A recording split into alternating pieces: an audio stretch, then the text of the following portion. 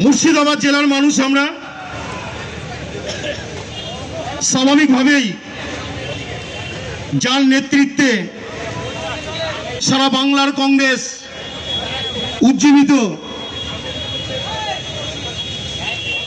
সেই নেতাকে আমাদেরকে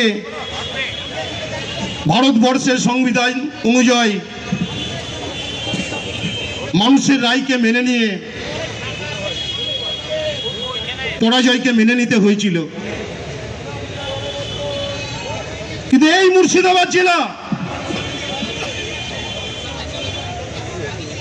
জিরো থেকে শুরু করেছিল এই অধীর চৌধুরী। আমরা কংগ্রেস করি, স্বাভাবিকভাবেই যার নেতৃত্বে চলি আমরা, তার পরাজয়ের পরে আমরা একটু ভেঙে পড়েছি, অস্বীকার করার কোনো কারণ নেই। কিন্তু সেই নেতার যখন এই জেলার মানুষের প্রতি সরকারি সব রকম সুবিধা পেতে গেলে এই জেলার যে সমস্ত জনপ্রতিনিধি আছে শাসক দলের, তাদেরকে বিনা স্বার্থে বিনা কাটমানিতে তারা সুবিধা পাচ্ছে না। আমরা লাগাতার পঞ্চায়েত সমিতিতে অভিযোগ জানানোর পর, ডেপুটেশন দেওয়ার পরেও আমরা কিন্তু এই জেলার প্রশাসনের ঘুম ভাঙাতে পারিনি।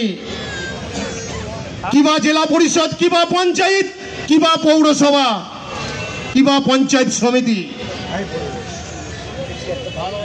তাই অধীর চৌধুরীর নেতৃত্বে আজকে যেটা শুরু হয়েছে, এটা তো সবে শুরু। তাই এইখানকার যারা আছেন, এই জেলা পরিষদের যারা পদ অধিকারী আছেন, আমাদের কাছে খবর আছে শাসক দলের এক শ্রেণীর নেতার চাপে আপনাদের ইচ্ছে না থাকলেও আপনাদেরকে সেই কাজ করাতে বাধ্য করা হচ্ছে। আমরা সব জানি, আমাদের নেতার কাছে সব খবর আছে। কিন্তু জেনে রাখুন, মুর্শিদাবাদ জেলার মানুষ যে রায় দিয়েছে আমরা মাথা পেতে মেনে নিয়েছি, তার মানে এই নয় যে মানুষের অধিকারকে কেড়ে নেওয়া হবে। আর অধীর চৌধুরীর মতন ব্যক্তি যার নেতৃত্বে আমরা এই জেলায় কংগ্রেস করি, আমরা চুপ করে বসে থাকবো? আমরা প্রয়োজন হলে আবার জেলে যেতে রাজি আছি, প্রয়োজন হলে আরো কেস খেতে রাজি আছি।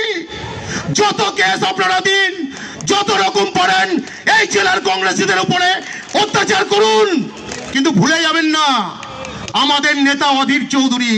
আমরা সত্যের বিপরীতে লড়াই করে এই জেলা পরিষদ এককভাবে দখল করে এই মুর্শিদাবাদ জেলায় উন্নয়ন কিভাবে বলে, উন্নয়ন কাকে বলে আমরা দেখিয়ে দিয়েছি প্রাক্তন সভাধিপতি সিদ্দিকা বেগম এবং আমার দাদা শিলাদিত্য হালদারের নেতৃত্বে।